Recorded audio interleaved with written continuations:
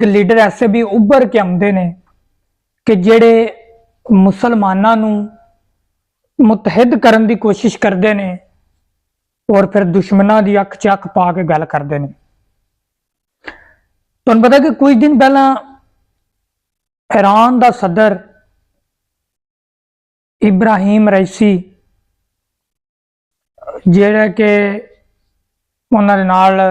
Iran का वजीर हारजा भी सी, वो एक हैलीकॉप्टर हादसे दे विच शहीद हो गए। मैं गल करां तां तुहाडे नाल हुण तक जिहड़ा वे 60 तो लैके 1960 तो लैके ते हुण तक